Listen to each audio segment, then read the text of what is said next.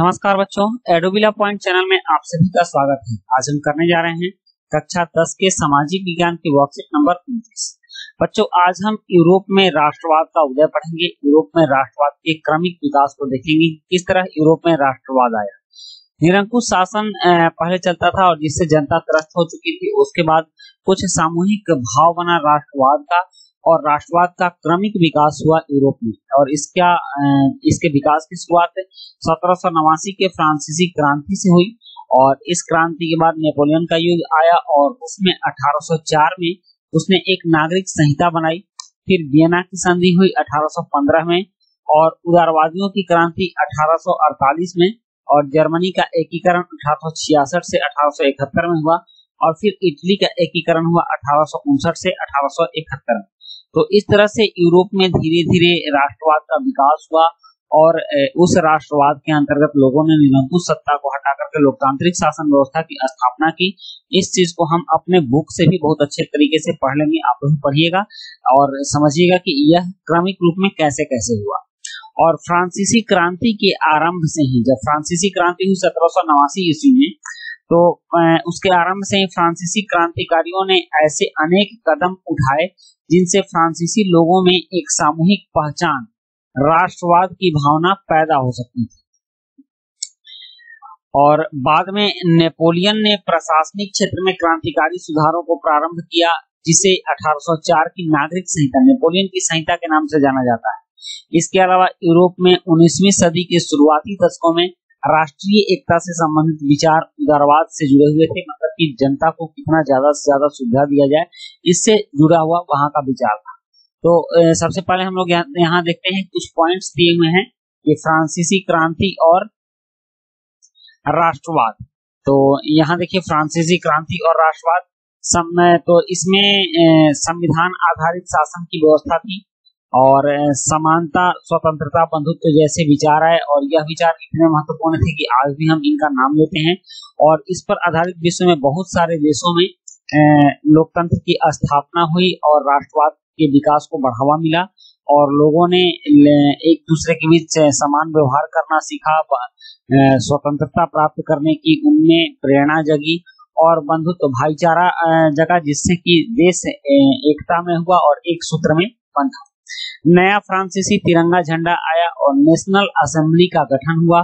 आंतरिक आयात निर्यात शुल्क समाप्त कर दिया गया। फ्रांस, जैसे कि आप जानते हैं कि अंदर ही कई राज्यों में बटा हुआ था, तो उसमें एक राज्य से दूसरे राज्य में भी आयात निर्यात शुल्क लगता था, तो उस आंतरिक आयात निर्यात शुल्क को हटा दिया गया। माप तौल की एक समान व्यवस्था पूरे फ्रांस में की गई और फ्रेंच को, जो कि फ्रांस की भाषा थी, राष्ट्र की साझा भाषा बनाया गया।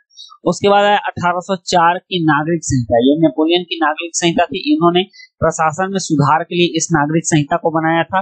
तो यह नागरिक संहिता जन्म पर आधारित विशेषाधिकारों की समाप्ति की, जैसे कि कुछ लोगों को वहां विशेष समझा जाता था और कुछ लोगों को सामान्य वर्ग में रखा जाता था, तो उस तरह के विशेषाधिकारों की समाप्ति की गई और कानून के समक्ष समानता एवं संपत्ति के अधिकार को सुरक्षित किया गया। कानून के समक्ष सबको समान बनाया गया, कोई बड़ा कोई छोटा नहीं, किसी को विशेष प्रावधान नहीं मिलेगा, सबको समान, सबके साथ समान व्यवहार किया जाएगा और प्रशासनिक विभाजनों को सरल बनाया गया।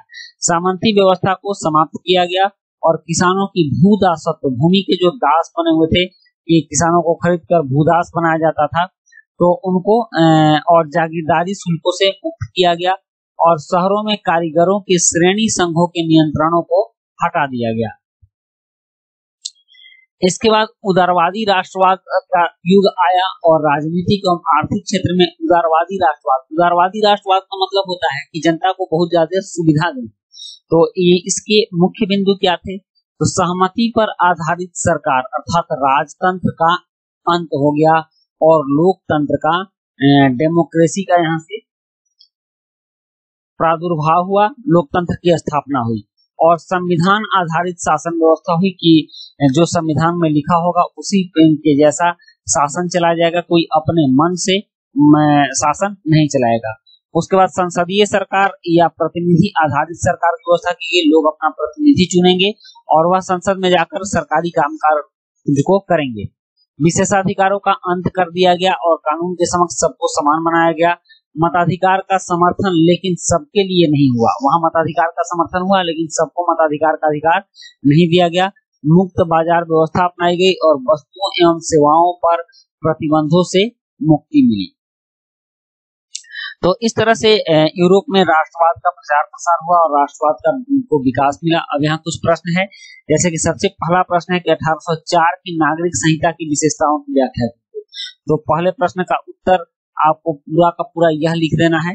ये जो है 1804 की नागरिक संहिता, यह पहले प्रश्न का उत्तर होगा, आप इसको लिखेंगे।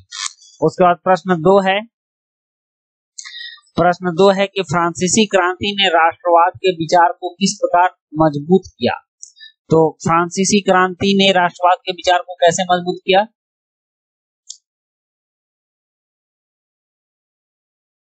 इसके लिए आप यहां से लिखेंगे। प्रश्न 2 का उत्तर आप यहां से लिखेंगे। फ्रांसीसी क्रांतिकारियों ने ऐसे अनेक कदम उठाए जिनसे फ्रांसीसी लोगों में एक सामूहिक पहचान, राष्ट्रवाद की भावना पैदा हो सकती थी।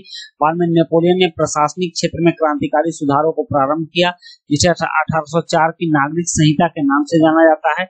और इससे